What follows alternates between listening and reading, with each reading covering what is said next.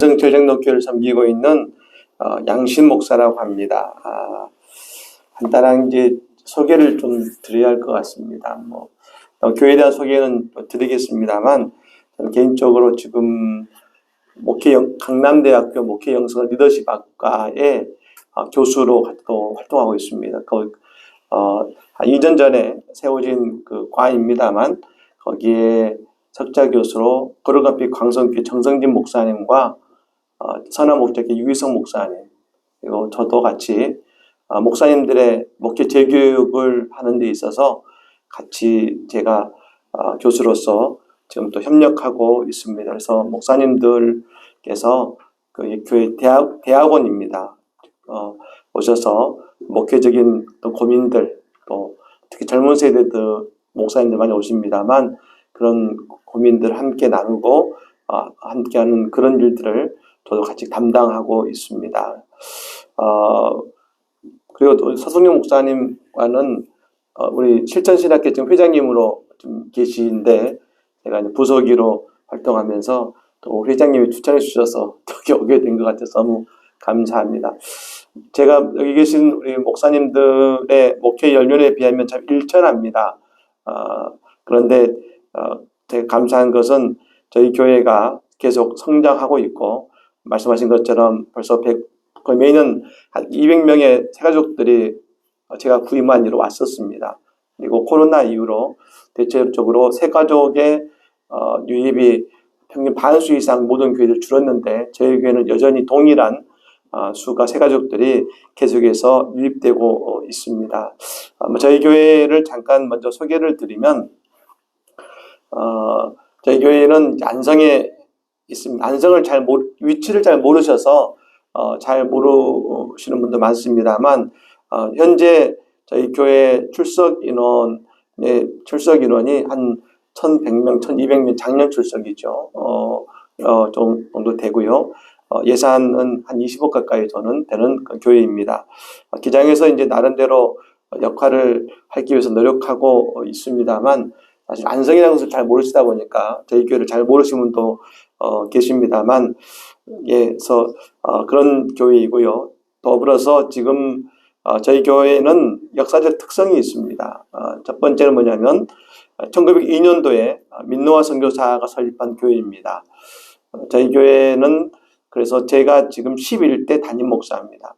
그러니까 지금 작년에 120주년을 냈고 올해 121주년이 됐습니다만, 저희 교회가 참 감사한 것은 121년의 역사 속에서 제가 11대 담임 목사로서 하고 있다는 것은, 그리고 우리가 아시다시피 전반기에는 아무래도 목사님들이 안 계시거나 계셔도 짧은 기간 계셨습니다만, 저희가 그런 의미에서 보면은 참 역사적으로 의미가 있는 교회다라고 할 수 있는 것이죠. 그래서 우리 민노아 선교사가 이 안성 지역에 와서 2명의 임진호, 김한현 2명의 신자를 얻는 것이 교회의 시작이 됐습니다. 그 이후에 저희 교회가 해오다가 저희 9대 담임 목사님이 고 박봉영 목사님이십니다. 저희 교단의 증정총회장이기도 하십니다만, 그 당시에 시골이었는데 증정총회장을 하실 정도로 대단히 탁월한 목회력과 또 정치력이 있었던 목사님이셨고, 그리고 제 앞에 계시는 분이 고정열 원로 목사님이신데요. 여러분이 보시는 새성전을 건축하신 목사님이십니다. 그래서 저는 2012년부터 지금 만 10년 됐습니다만, 제일장로교회 담임 목사가 되어서 현재 그 교회의 발돋움을, 그리고 지금 안성에서 가장 큰 교회로 성장해서 가장 영향력이 있고 초교파적으로 큰 교회, 장자교회로서의 사명을 감당해오고 있습니다. 지리적 특성을 잠깐 말씀을 좀 드리고 싶은데요. 한면에 보시면 이제 왼쪽이 저희 안성의 전체적인 지도입니다만, 맨 왼쪽 제가 가운데 노란색에 보이는 부분이 저희가 안성시 한 가운데입니다. 저희 교회가 저곳에 위치해 있는데요. 맨 왼쪽에 보면 공도읍이라는 곳이 있는데, 거기에가 경부고속도로가 걸쳐 있습니다. 그러니까 안성이 이제 가로로 되어 있는데, 왼쪽 공도읍은 공도는 경부고속도로가 접해 있고 맨 오른쪽에 보면 일중면이라 되어 있는데 거기는 중부고속도로가 되어 있습니다. 다시 말하면 이제 약간 그 가로형이면서 이 경부고속도로와 중부고속도로를 접하고 있습니다.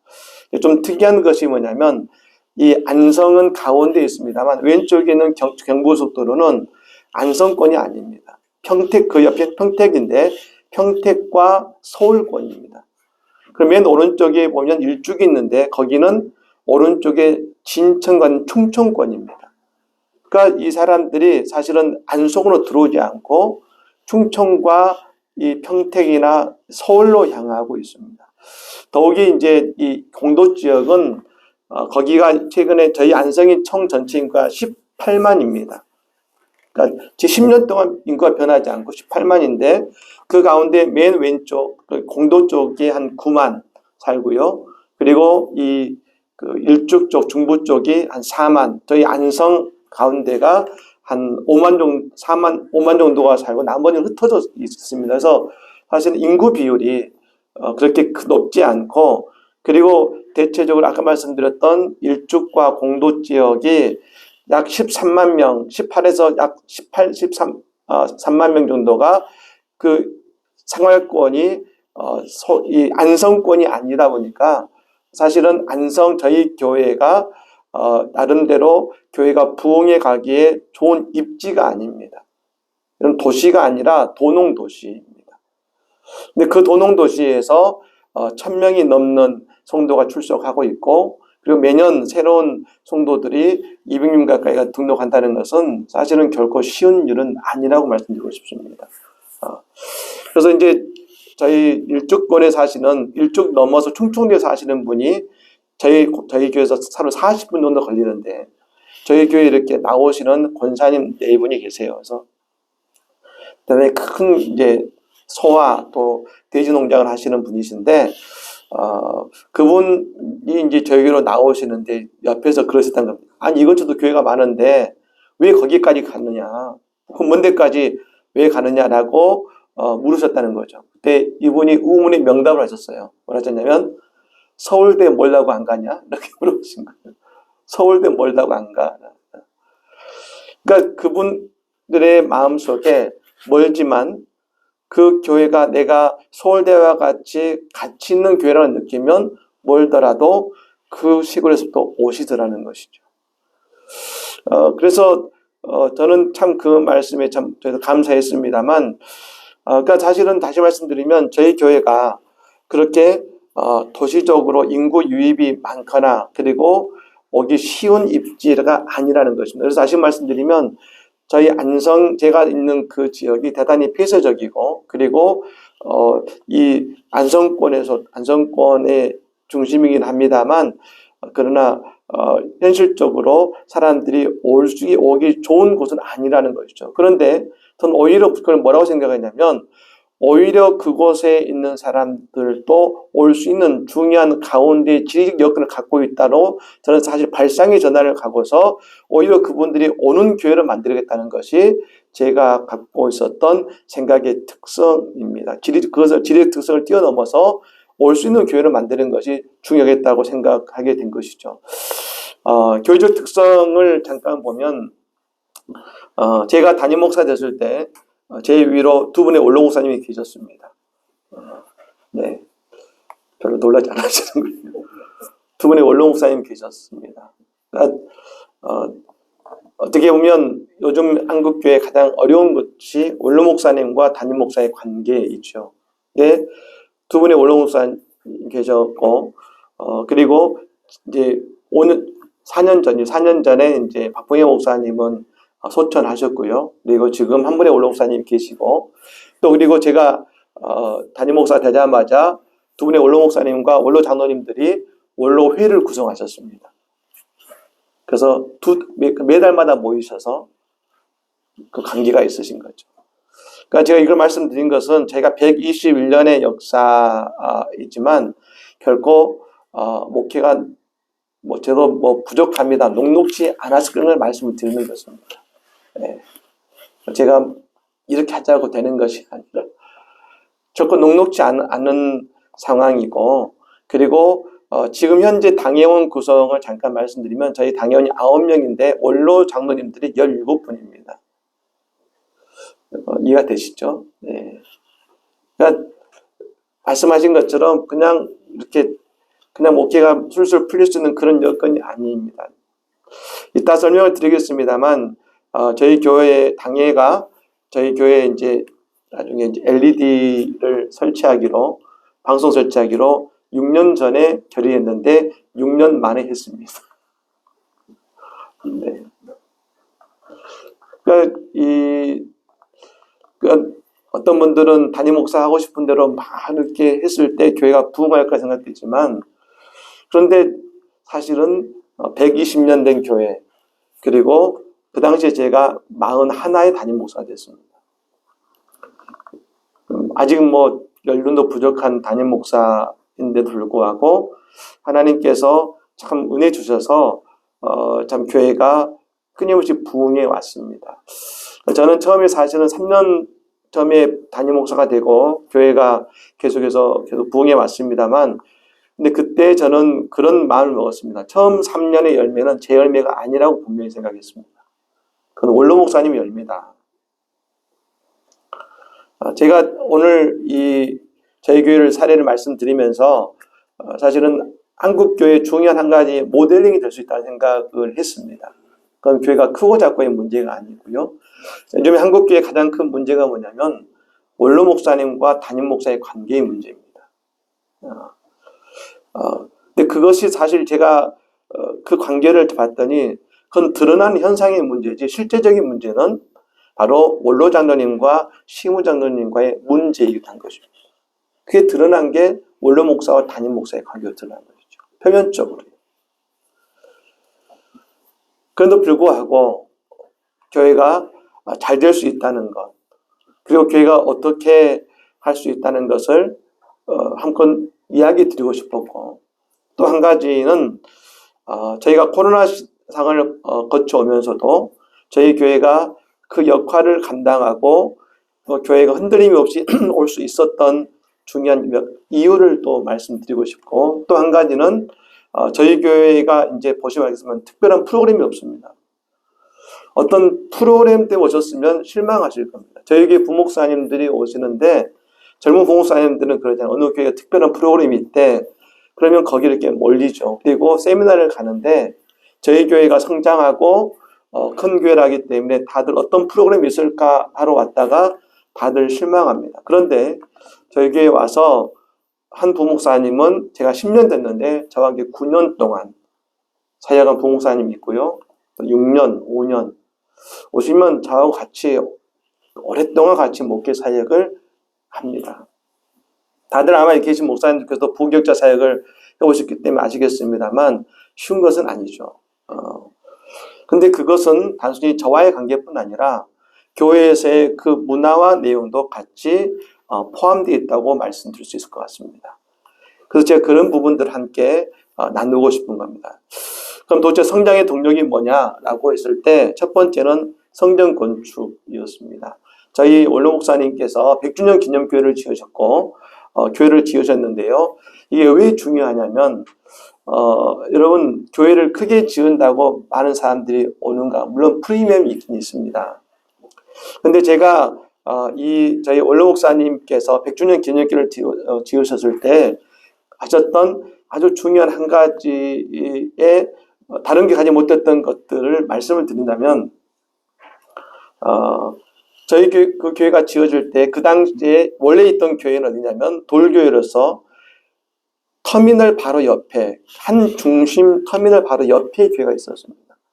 그 당시에 교회 주차 공간이 10대 세운 못 세울 정도였습니다. 그런데 한 가운데였습니다. 그 당시는 걸어 다닐 때였고 주변에 주택이 많았죠. 근데 그 교회를 우리 교회를 지을 때에 그 당시 외곽이라는 곳이었습니다. 그러니까 예를 들면은 이제 지금 여기 시청이 여기까지 왔습니다만 전주에 있는 한 중심가에 있다가 사람들이 아파트도 없을 때죠. 제가 담임 목사가 돼서 갔을 때 저희 교회도 보면 다 밭이었습니다. 주변에. 한 중심가에 있었는데 그 외곽으로 교회를 옮겨서 지어진 겁니다. 실질적으로 교회를 지으실 때 교회가 반은 나눠졌었습니다. 갈등이 많았습니다. 그래서 뭐냐면 왜 교회를 중심가 있는 교회를 밖으로 외곽으로 나가느냐. 여러분 그때 저희 교회가 안성이 제일 큰 교회가 아니라 세 번째, 네 번째 정도 늘 저희 교회는 규모로서 세 번째, 네 번째 정도는 교회였습니다. 근데 그 교회를 밖으로 옮긴 것이 중요한 역할이 되었고 그리고 지금은 다들 칭찬하고 있습니다. 여러분 당연한 것 같지만 기장교회 많은 교회도 이걸 못하고 있습니다. 제가 아는 우리 기장의 몇 교회들도 그 외곽으로 도시가 형성이 되면서 발전이 되어 가고 있는데 여전히 안에 우리 교회는 이 중심가에 있어야 돼라고 해서 주차 공간이 없어지고 그리고 그 인구의 공동화 현상이 일어나면서 저희 노예 안에 있는 교회입니다. 그런 교회들이 몇 개가 있죠. 그래서 거기서 불과 2km만 나가도 그 당시에 그 팔고 나가도 정말 크게 교회를 지을 수 있는데 그리고 그 아파트가 산처럼 쌓여있는데도 불구하고 그곳에서 공동화의 형상으로 안타깝게도 후회하는 교회들이 있습니다. 그러니까 이건 목사님도 마찬가지고 장로님들께서도 그건 깊이 고민을 하실 부분이죠. 예전에는 도시 중간이 좋았습니다. 그러나 이제는 그 교회를 옮길 수 있는 그 찬스와 그 내용을 분명히 잘 선택하는 것도 교회가 성장하는 중요한 계기가 되더라는 것입니다. 네. 그러니까 저희 교회가 교회를 건축해서 교회 성장하는 동력이 됐는데 이것도 대단히 중요한 하나의 이유가 된 것입니다.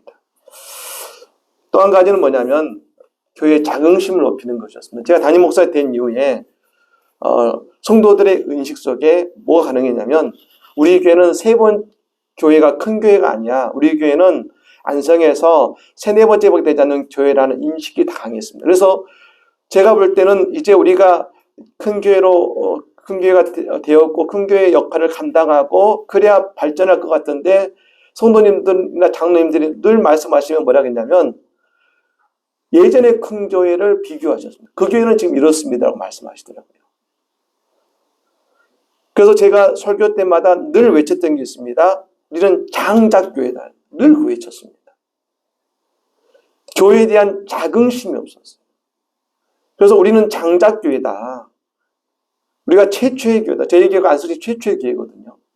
최초의 교회고 장작교회다는 음식을 강조하면서 교회에 대한 책임을 강조할 때 교회가 자존감이 높아졌어요. 성도 자존감이 높아졌습니다. 그래서 제가 늘 초창기에 설교 때마다 외쳤던 구호가 있습니다. 주여 다윗 왕국의 부흥을 주옵소서 하면서 그 교회를 부흥을 외치고 늘 장작교회를 3, 4년을 강조했을 때 교인들이 스스로의 자존감이 교회에 대한 자긍심이 높아졌습니다. 또 한 가지는 세대 간의 조화를 이루는 교회. 이것은 뭘 말하냐면 제가 목회하면서 철저히 지키고 있던 원칙이 있었습니다. 그건 원로 목사님의 목회를 인정하는 것이었습니다. 그래서 여러분 저는 해오시던 것을 5년 동안 하나도 바꾸지 않았습니다. 홈페이지도 손대지 않았습니다. 다 그걸 인정했습니다. 여러분 개척교회는 내가 원하는 대로 교회 모든 걸 살 수 있지만 여러분 원로 목사님이나 전임 목사님을 통해 세워진 것들이 있는데 그걸 먼저 저는 인정했습니다. 생각해 보십시오. 우리 원로 목사님 20년 하셨잖아요. 20년 하신 것은 여러분 결코 쉬운 게 아닙니다. 제가 그걸 오자마자 담임 목사라고 그걸 바꾸면 교인들이 혼돈스럽습니다. 근데 많은 교회의 담임 목사님들께서 부임하시자마자 처음에 하신 게 뭐냐면 틀과 프로그램을 다 바꿔버리는 것이죠. 그러니까 여러분 사실 담임 목사로 가면 부족함이 다 보입니다. 이렇게 하면 좋을 것 같은데 다 보입니다. 그런데 모든 일은 저의 관점은 목회자 보기에 좋은 것이 아니라 교인들이 이해하고 인정할 수 있어야 된다고 생각했습니다. 그래서 하나를 여러분 바꾸려고 하더라도 교인들이 그것을 받아들일 수 있는 시간을 줬습니다. 그렇게 해서 하나씩 해간 것이죠. 그리고 제가 이제 우리 연륜이 많으신 목사님들 앞에서 이건 제가 목회에 대한 얘기가 너무나 부끄럽습니다만, 근데 저는 그런 생각이 들었습니다. 교인들이 담임 목사로 나를 인정해 주는 시간이 얼마나 걸릴까 하는 생각을 해봤습니다. 법적으로, 제도적으로 당연히 안수받으면 그리고 임직 취임하면 담임 목사 되는 거죠. 그런데 원로 목사님들이 계시는 상황에서 저를 담임 목사로 받아들이는 시간이 얼마나 걸릴까? 처음부터 다 그냥 담임 목사라고 받아들여질까? 그건 아니라는 생각이 들었습니다. 그게 담임 목사인 저와 성도들의 시야의 차이라는 것을 느끼고 그 시간을 좁히는 데까지 기다렸습니다. 그래서 뭐냐면 화평을 이루는 교회를 만들고 싶었습니다. 교회의 부흥은 어떤 대단한 프로그램이 있기 때문에 성도들이 모이는 것이 아니라 그 교회가 화평을 이룰 때 성도들이 전도할 수 있고 그리고 외부에 있는 사람들이 교회로 오게 되는 것 같습니다. 그걸 위해서 10년의 시간을 투자했습니다. 그러니까 저는 보면 이제 성도님들이 저를 담임 목사로 인정해 주는 것 같아요. 담임 목사. 그래서 제가 교회에 일이 있어서 자리를 비우면 이제 다 허전하다고 합니다. 목사님 안 계시고 허전합니다. 그 말을 듣고 제가 알았습니다. 이제 내가 담임 목사로 인정받고 있구나. 그리고 그렇게 하면서 원로 장로님들과 저는 지난 10년 동안 시무 장로님들 간의 그 관계를 바로 세우는데 최선을 다했습니다. 그래서 지금은 그 관계가 나름대로 조정이 돼서 그 관계가 너무 좋습니다. 저희는 당회 하는데 자랑이라고 할 수 있습니다만 장로님들이 1시간을 넘기면 힘들어 하십니다. 왜 1시간 넘기느냐고. 네. 이거 하면 좋을 거예요. 끝나는 건 아니죠. 물론 논의합니다. 그런데 장로님들이 1시간 안에 끝냅시다, 목사님. 소리를 1시간 안에 당회를 끝납니다. 네. 근데 저희도 처음에는 당회를 2시간 넘게 하고 어쩔 때 3시간도 했었습니다. 그런데 지금은 1시간에 끝냅니다. 화평을 이루는 교회를 이루고자 노력했습니다. 그리고 그것이 저는 생각합니다. 코로나 이후에도 성장의 동력이 되었다고 저는 생각합니다. 그 다음에 단순한 교회입니다. 세 번째 볼까요? 이제 교회를 제가 해왔던 과정을 잠깐 설명을 드리면 저는 아까 말씀드린 것처럼 보통 담임 목사님 2년에 10개의 프로그램과 10년에 10개의 프로그램이라는 것이 있는데요. 제가 이 원칙을 가지고 지금까지 목회를 해오고 있고 앞으로 하게 되겠습니다만 사실 처음에 담임 목사에 대해서 받는 유혹이 있습니다. 그것은 뭐냐면 내가 하고 싶은 프로그램과 교회의 부족한 점을 막 바꾸고 싶습니다. 그래서 대부분 목사님들이 본인이 가지고 있는 프로그램을 2, 3년 사이에 다 하시고 바꿉니다. 근데 그리고 뭐냐면 3년 사이에 바꾸고 나머지 10년이면 7년을 바꾼 대로 그냥 갑니다. 그때는. 그러니까 10년 후에도 10개를 바꿨죠. 근데 저는 어떻게 했느냐면 매년마다 한 가지 프로그램을 도입했습니다. 한 가지를 했습니다. 그렇게 10년을 했는데 10년 후에 똑같이 10개의 무언가를 진행했습니다. 근데 차이는 뭐가 있냐면 3년 동안 뭔가를 몽땅해서 성도들이 이해하지 못하던 나를 따라오세요 하면서 하고 3년이 지나면 여러분 그 다음부터는 새로운 게 없는데 매년 한 가지씩 성도들이 이해할 수 있는 새로운 것이 갔을 때 10년 후가 됐을 때도 성도들이 뭐라고 했냐면 저희가 얼마 전에 목사님 10년이 벌써 갔습니까? 라고 하셨어요. 늘 새로운 것이죠, 뭔가. 매년 새로운 것입니다. 그래서 저희 교회는 뭘 말씀드리냐면 저희 교회는 성도들은 느끼지 못하지만 꾸준하게 변화했습니다. 그러니까 성도님들은 우리 교회가 뭐 많이 변했다 느끼지 못하죠. 그런데 밖에 나갔다 오신 분들은 느낍니다. 교회가 많이 바뀌었습니다. 왜냐하면 꾸준히 바뀌었으니까. 그러니까 매년 새로웠습니다. 지금도 그렇습니다. 저는 내년에 또 한 가지 새로운 걸 도전할 것입니다. 그런데 한 번에 하지 않습니다. 한 번에 한 가지입니다. 근데 10년 후가 됐더니 10년 전에 10년 후에 아까 말씀드렸지 않습니까?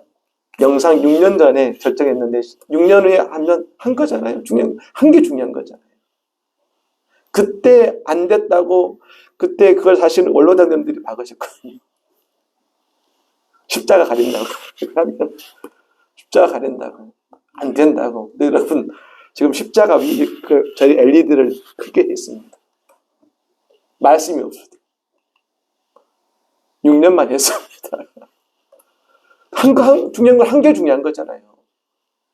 그때 못했다고 뭐 큰일 납니까? 꾸준하게 한 가지씩을 바꾸었습니다. 그래서 저희 교회 저랑 5년 동안 부목사를 하다가 저희 노예에 있는 교회 담임 목사로 간 그 부목사가 이제 갔는데 매년 저에게 와서 이제 다음의 목회를 물어봅니다. 뭐냐면 목사님 올 때마다 교회가 바뀌어간 것 같습니다. 네. 늘 와서 그 얘기를 듣고 싶어서 명절마다 찾아와요. 안 와도 된다니까는 아니 목사님 다음에 어떻게 바꿀지 궁금합니다.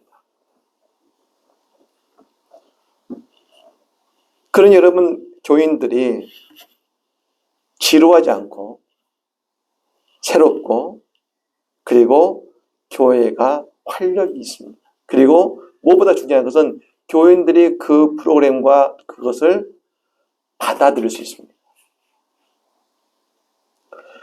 제가 설교에 대한 얘기를 제가 죄송스럽습니다만 잠깐 하면 저는 반드시 설교를 준비할 때 마치고 나서 처음에는 모든 설교를 다 그렇게 했습니다. 저는 다 월권을 씁니다.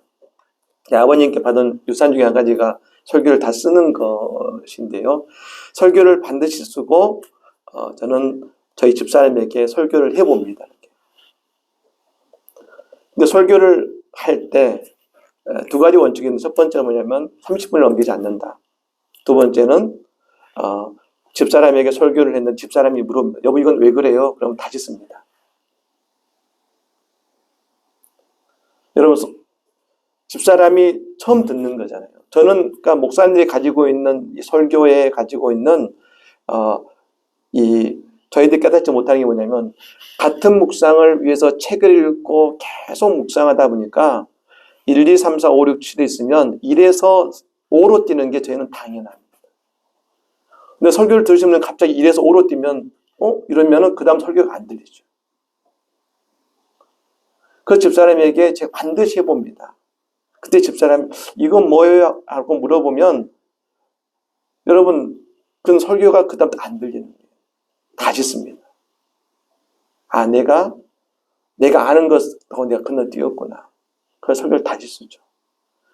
이것은 뭐냐면 성도들이 그 설교가 잘했건 못했건보다도 그 설교를 이해할 수 있는 생각이 듭니다.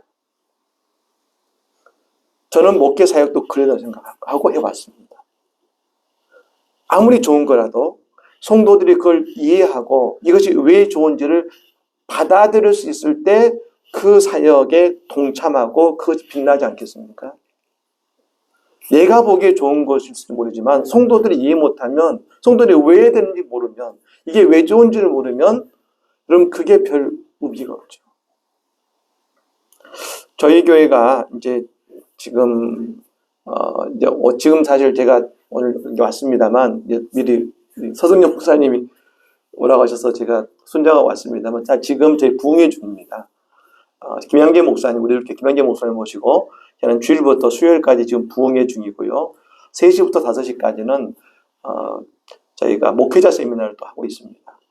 그래서 너무 감사한 것은 김양재 목사님께서 목회자 세미나를 저희는 저녁에 부흥회만 생각했는데 목회자 세미나를 같이 해주시겠다 하셔가지고 저희가 지금 또 하고 있습니다만 근데 저희가 큐티의 목회를 진행하고 있지만 처음부터 좋다고 무작정 하는 것이 아닙니다.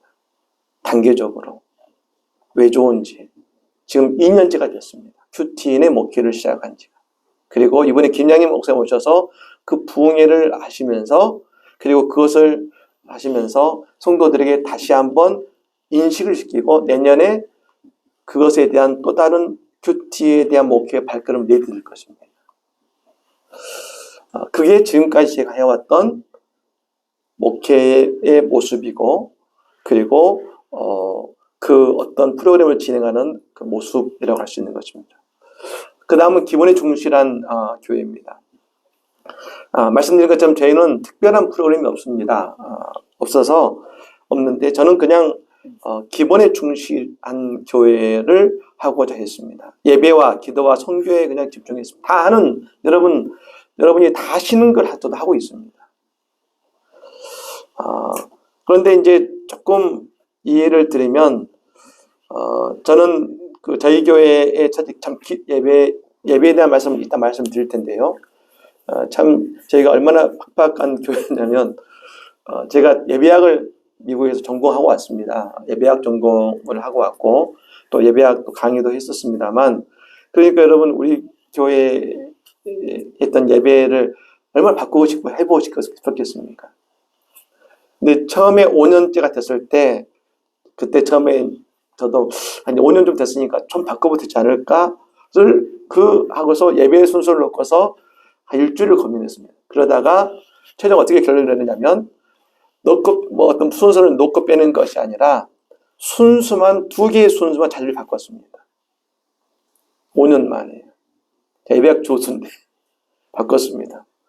그래서 예배를 드렸더니 어떤 효과가 나타나냐면 물론 제가 갖고 있는 의도가 있긴 있었습니다만 예배의 분위기가 바뀝니다. 그래서 전에는 이렇게 올라갔다 이렇게 내려가잖아요. 근데 제가 바꾼 것은 이렇게 올라갔다가 딱 끝나는 것이죠. 그렇게 바꾸니까 근데 단지 예배 순서 2개만 바꿨거든요. 당에 안건으로 올라갔어요. 목사님, 성도님들이 예배가 너무 많이 바뀌었다 그럽니다. 제가 그때 자신 있게 말씀드렸죠. 장로님, 전 뭐 바꾼 거 없고 그냥 예배 순수만 2개 바꿨습니다. 담임 목사 목정도도 못 하겠습니까? 그 장로님들이 보시는데 정말 그렇거든요. 넘어간 것이죠. 네. 그 정도로 팍팍했습니다.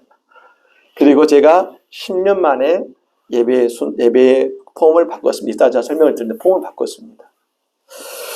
어쨌든 제가 그렇습니다만 기도 많이 하는 교회인데요. 첫 번째 저는 해오면서 2가지의 기도 축을 만들었습니다. 그건 첫 번째 사순절 특별 새벽 기도예요.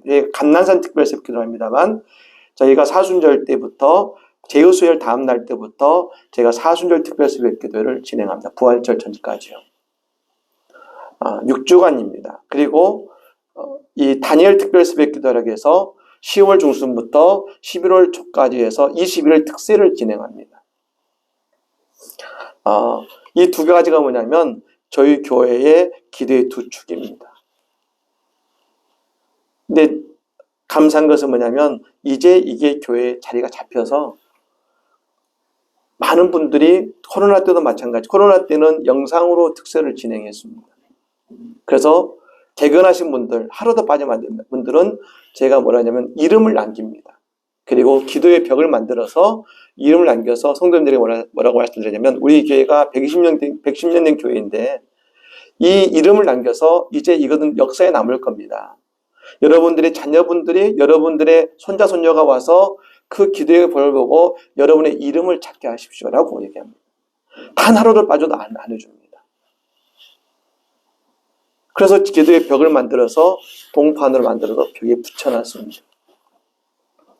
근데 여러분, 그래서 이 두 개 보면 개근을 하신 분들이 최소 180명, 150명 이상이 됐습니다. 쉬운 건 아닌데. 근데 그 기도가 저희 교회에 지금 중요한 힘이 되고 있습니다. 그러면서, 어떻게 하고 있냐면, 제가 보통 사순절 끝나면 특세를 하고 나면 힘이 생깁니다. 영적 파워가 생기죠. 근데 많은 교회들이 그냥 특세하고 그냥 끝내시더라고요. 끝났습니까? 근데 그러지 않고 그때부터 전도 대회를 선포합니다. 저희 교회가 6월 첫째 주에 모두리 새생명 전도 축제가 있습니다. 그때부터 전도합시다. 받은 은혜를 가지고 그때부터 2달 동안 전도를 합니다. 태신자를 기억하고 그리고 기도하고 전도 프로그램을 하면서 6월 첫째 주에 그분들을 모시고 오죠. 다 하시는 거잖아요. 전도 축제예요. 그런데 기도에 받은 은혜를 가지고 전도를 합니다. 그리고 태신자를 선정하고 하시죠. 근데 저희 교회가 여러분 새가족이 150명이나 하기 때문에 많은 분들이 뭐 그때 이렇게 된다고 잘 모르겠습니다만 저희는 실수입니다. 지금도 새가족이 90% 연장이 출석하고 있습니다. 왜 그게 가능하냐면 그때 우리는 전도축제 때 오신 분들은 등록받지 않습니다. 등록받지 않고 그분들을 그 다음 주부터 받습니다. 그 숫자 불리기가 아니라 그때 오신 분들에게 교회가 어떤 곳인지 교회 예배에 한번 나올 수 있는 그 은혜의 자리를 만들고 그 다음 주부터 등록하신 분들의 등록을 받죠. 그렇기 때문에 저희가 오는 새가족 150명은 실수이지 허수가 아닙니다. 만일 저희가 그 수를 삼고자면 지금 250명, 300명 됐을 겁니다. 그렇게 해서 지금 해왔고 그리고 이 다니엘 특세를 마친 다음에는 곧바로 뭘 하냐면 부흥성회를 합니다. 매년 하고 있습니다. 그래서 저희가 다니엘 특세를 통해서 받은 은혜를 가지고 부흥성회를 통해서 더 큰 그 은혜의 불을 지펴서 연말을 잘 마무리하고 새해를 맞이할 준비를 하는 것이죠. 그리고 저희 교회에 들어가면 소예배실이 있는데 언제나 그곳은 기도의 자리를 만들어놨습니다. 24시간 기도할 수 있습니다. 그래서 저희 교회에 들어오시면 늘 그 앞에서 오자마자 기도하시는 기도의 자리를 보실 수 있고 기도 소리가 들리는 것이죠. 거기에는 여러분 초기업하자 누구나 오실 수 있습니다. 뭐 저희 교회만 아니라 그래서 그곳에 오셔서 기도하시다 등록하신 분들이 많습니다. 그리고 중보도 사역이 있죠. 그렇게 됩니다. 그리고 다른 대신방 똑같이 있는 프로그램들 다 있습니다.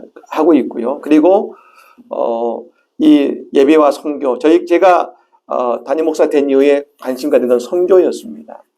그래서 계속해서 단기 선교를 나라를 확정해 갔고 그리고 청년에서 지금은 중등부 고등부까지 갑니다. 그런데 좀 감사한 것은 저희 청년들의 선교를 잠깐 설명드리면 지금은 이제 정책이 됐습니다만 1, 2월 달에 청년들은 어디로 가냐면 필리핀 일도요로 선교를 갑니다. 그곳에 선교사님이 그냥 선교가 아니라 대학 선교를 하시는 선교사님이 계세요.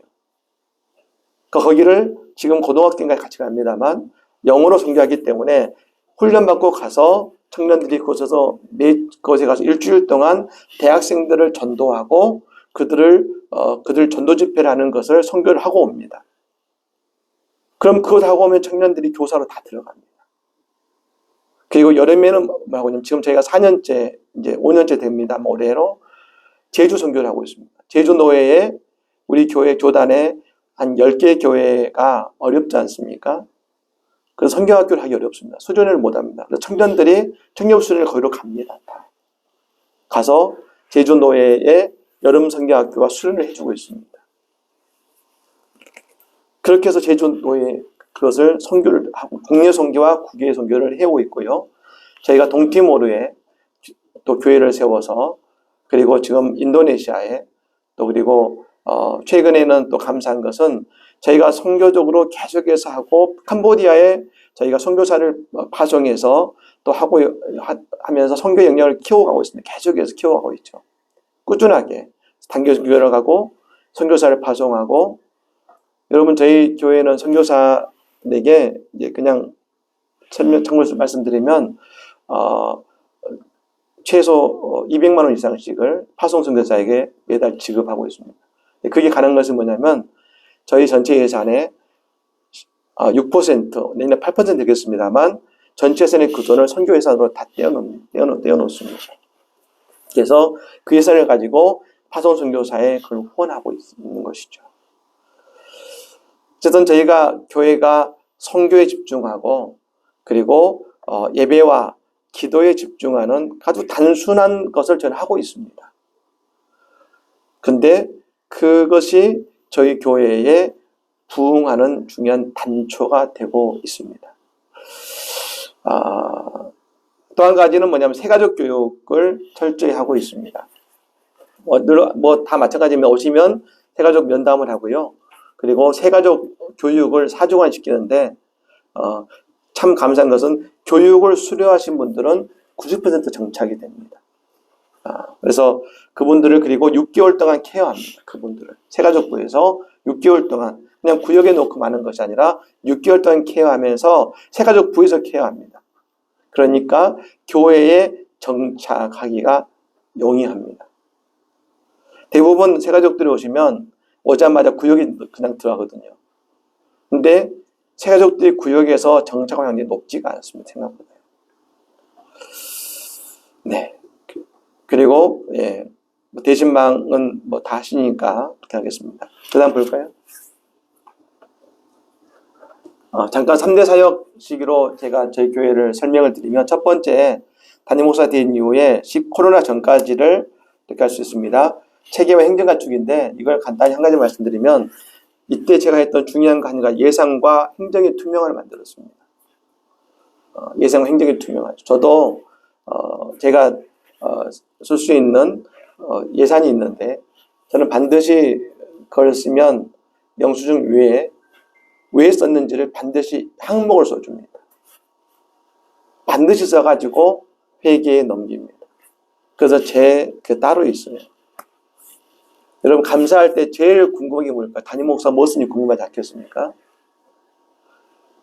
근데 담임 목사가 예산의 투명화를 가니까 다른 것도 정말 투명화가 됩니다. 저희 교회 오신 분들 아시겠지만 저희 방은요. 제 방은 정말 큰 유리가 제 방이 다 보입니다.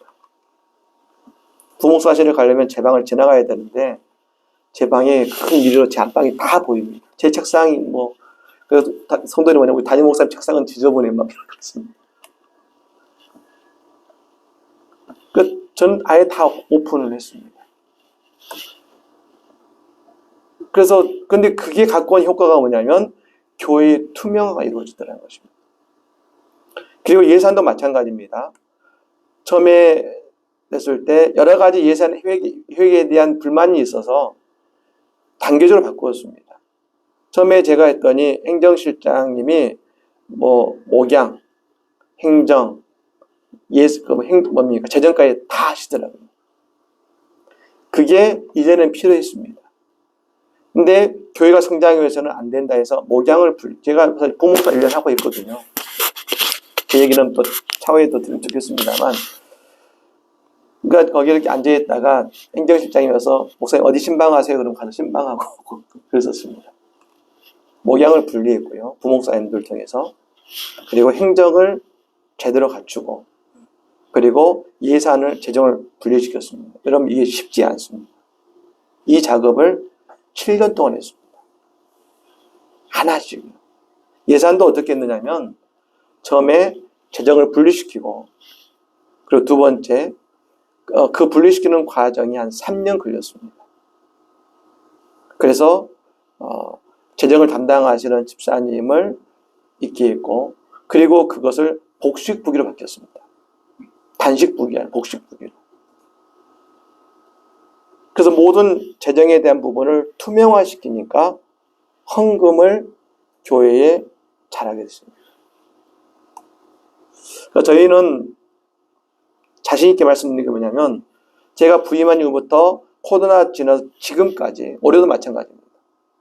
예산이 한 번도 이전보다 적었던 적이 없습니다. 매년 예산이 늘 넘었습니다. 지금까지 계속해서 예산이 그것보다 더 많이 냈지 코로나 때도 줄지 않았습니다. 계속 넘었습니다. 그 예산이. 지금도 올해도 그렇습니다. 저는 그것의 중요한 이유가 뭐냐? 그것이 바로 재정의 투명성이라고 말씀드릴 수 있습니다. 그래서 제가 됐을 때는 재정에 대한 여러 가지 이야기했었는데 지금은 누구도 재정에 얘기하지 않습니다.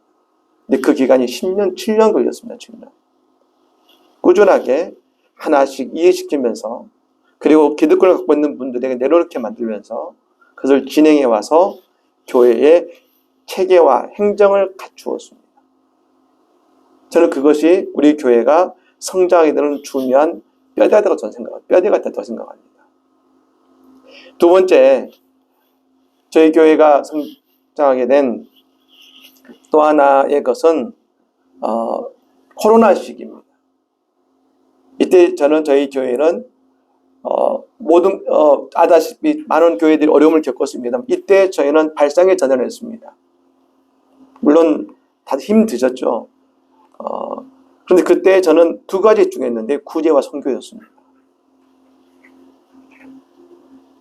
특별히 저희 교회가 지금은 가장 큰 교회가 교회에서 가장 큰 교회가 되어 있기 때문에 저희 교회를 어떻게 하면 좋을까, 토론하실 때 뭘 하면 좋을까를 고민할 때 성도님들에게 몇 가지 강조한 것이 그 중에 한 가지가 구제를 많이 해야 된다. 우리가 이럴 때.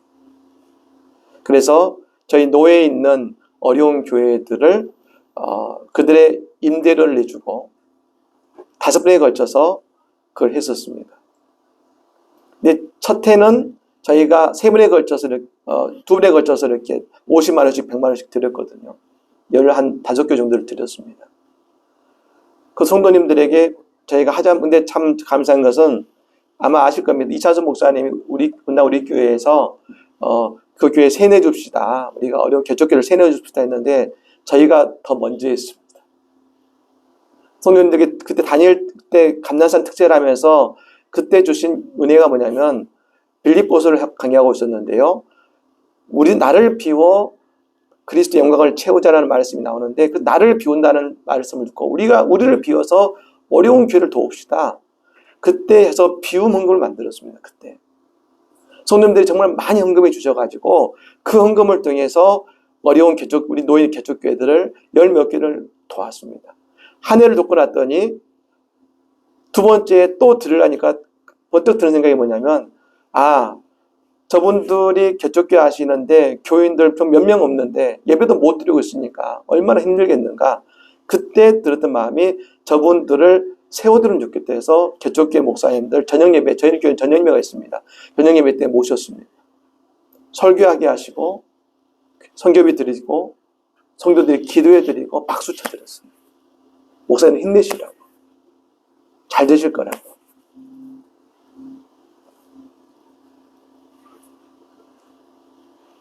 저희가 교회를 돕고 그리고 안성에 있는 어린이들 돕는 일에 있어서 저희의 많은 예산을 썼습니다. 저희 교회가 감사한 것은 크리스마스 헌금은 전액 어려운 이들을 구제에 탔습니다. 어린 아이들로 있었습니다.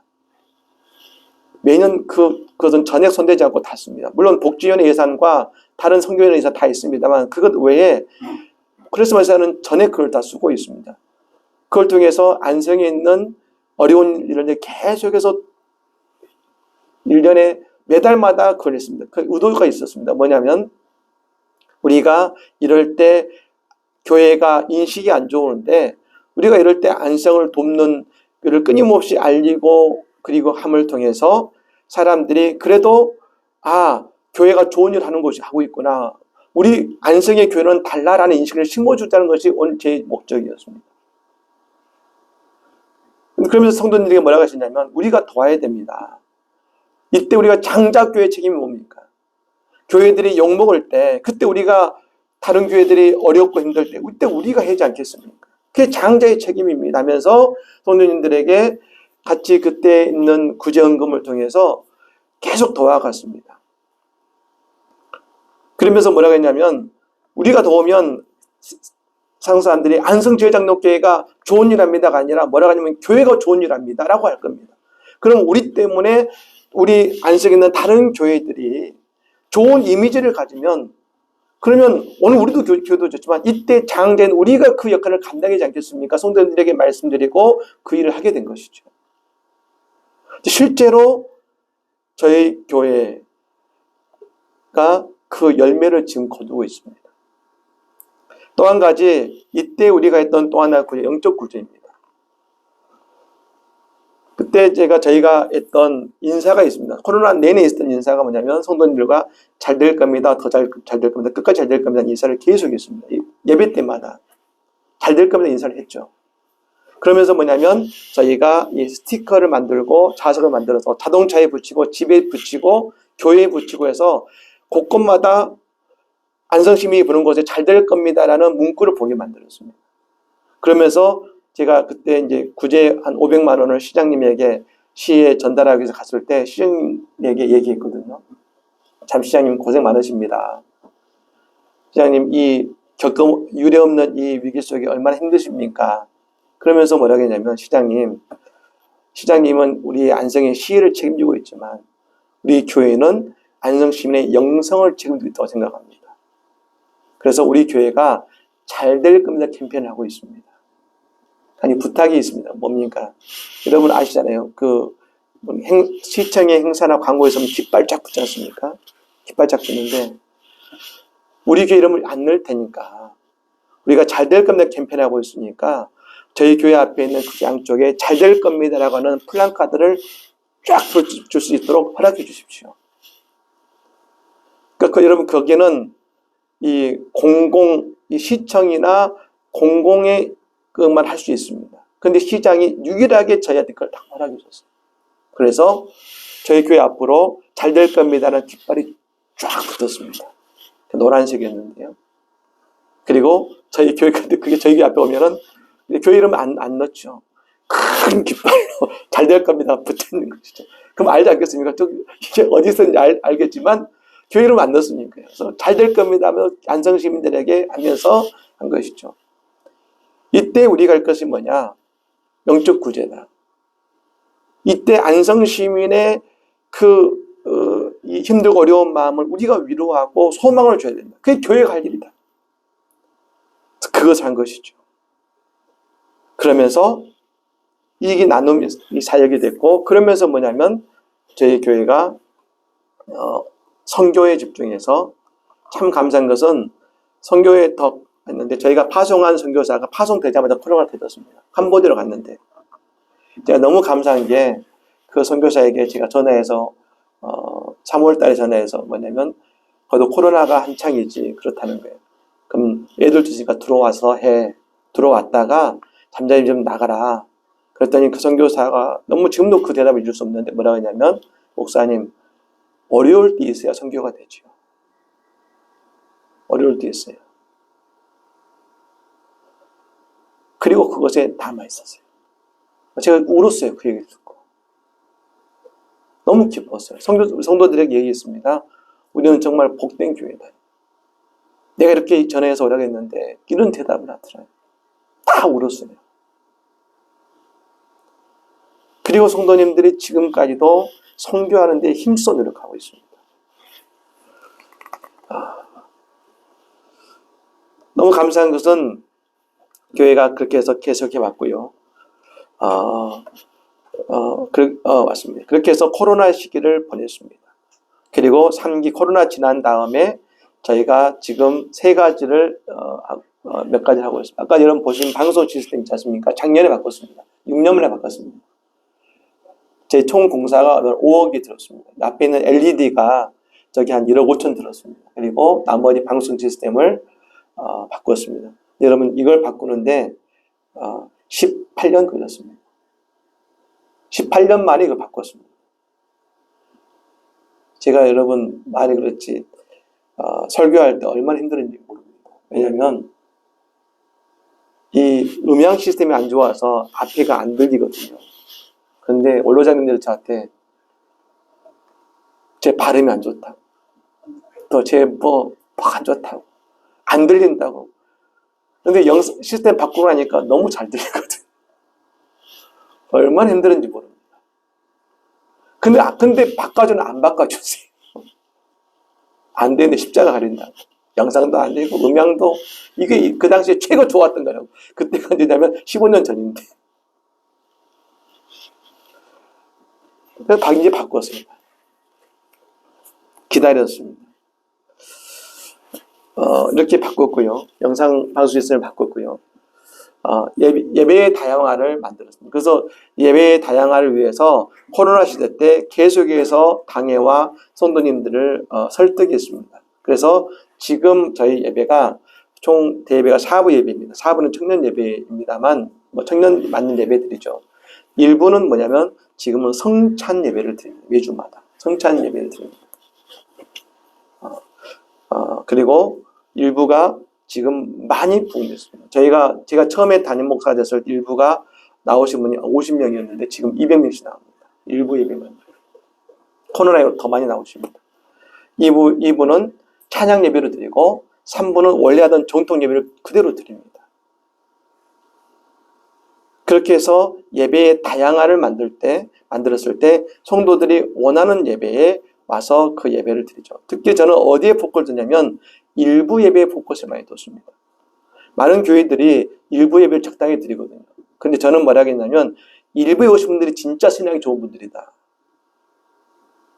일부에서 사실 진짜 신앙이 좋은 분들이다. 직장에 가고 일에 때문에 어쩔 수 없이 예배를 드리는데 근데 그분들이 일부에 어떻게든 예배를 드리고 가려고 일부에 오신 분들이 제일 믿음 좋은 분들.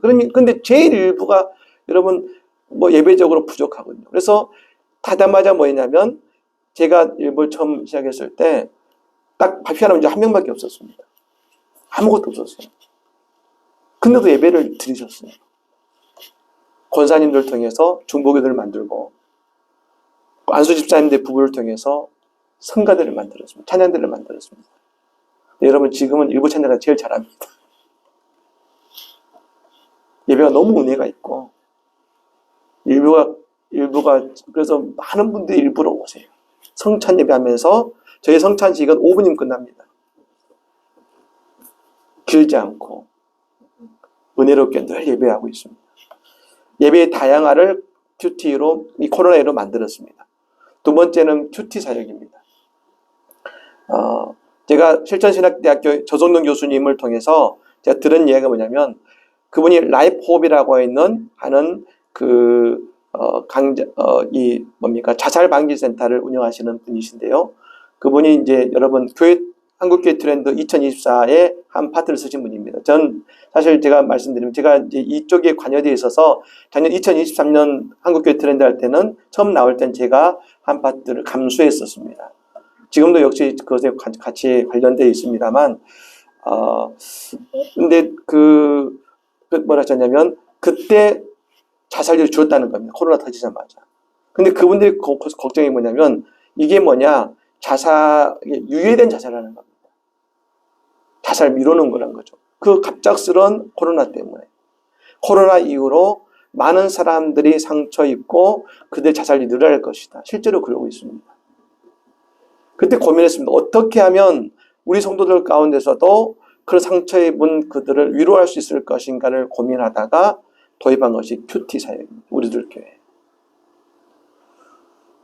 지금 말씀으로 위로하고 그래서 이런 큐티를 여러분 처음부터 한 것이 아니라 큐티를 통해서 저희가 시작을 하면서 큐티 모임을 시작했고 그 다음에는 뭘 했냐면 특세 때 큐티를 가지고 큐티를 했습니다.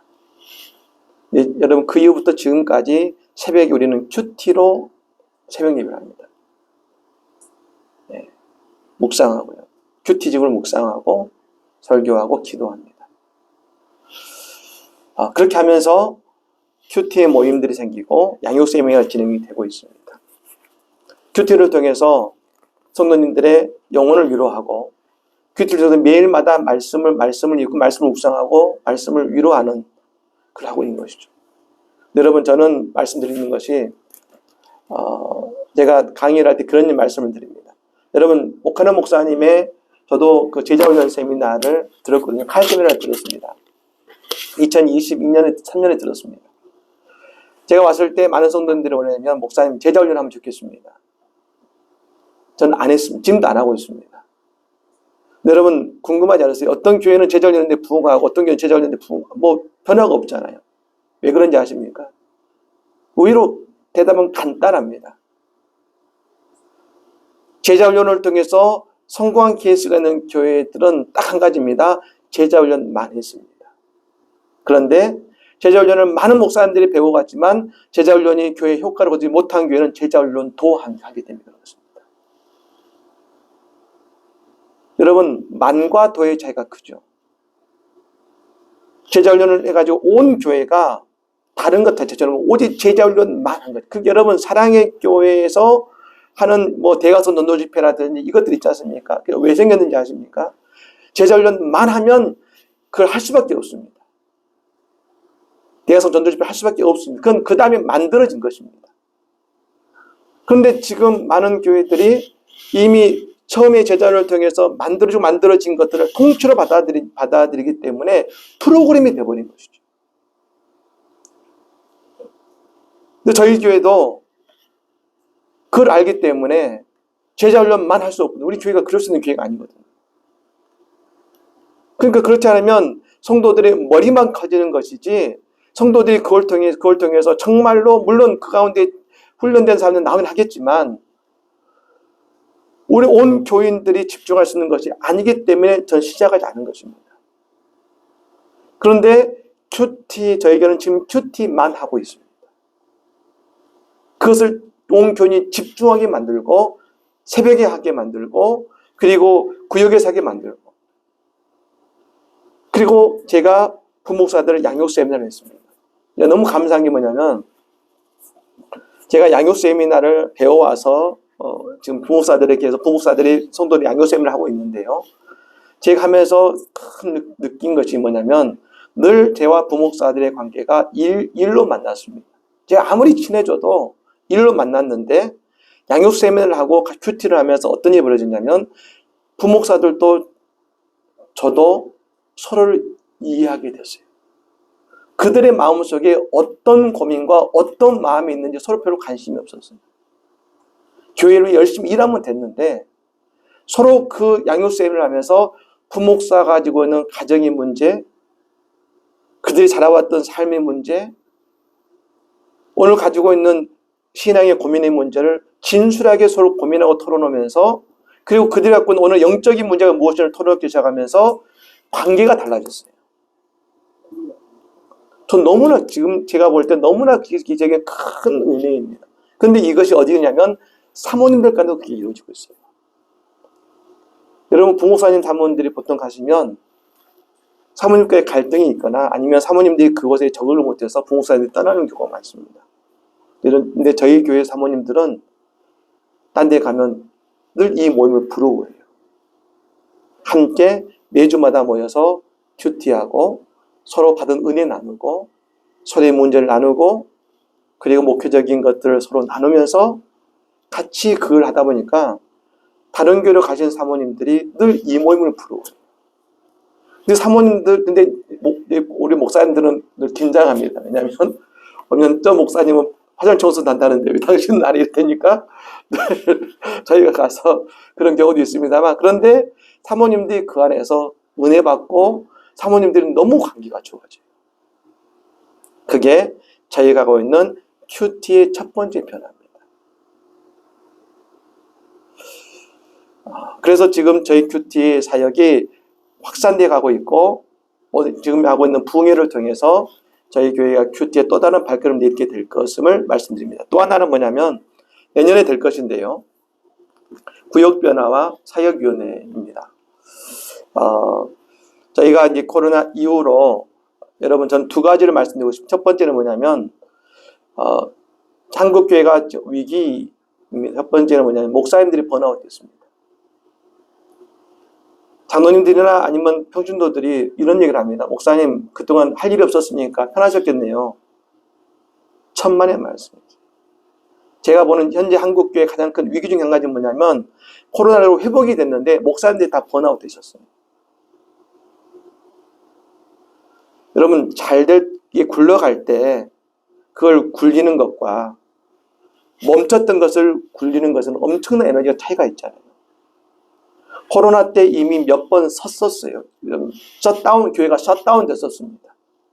그걸 다시 굴리는 것이, 여러분, 목사님들이 그 일을 하셔야 되는데 그게 얼마나 어려운 일인지 아십니까? 목사님들이 그 일을 하면서 제가 볼 때는 올 초에 많은 목사님들은 이미 번아웃 되셨는데 코로나가 회복되니까 이전과 똑같은, 그리고 더 많은 프로그램을 진행하시다 보니까 번아웃된 상태에서 이걸 하시니까 지금 목사님들이 제가 볼 때는 많은 분들이 위기예요. 근데 목사님들이 잘 모르세요. 그리고 성도님들은 뭐냐면 그동안 편하셨겠네요. 여러분, 절대 아닙니다.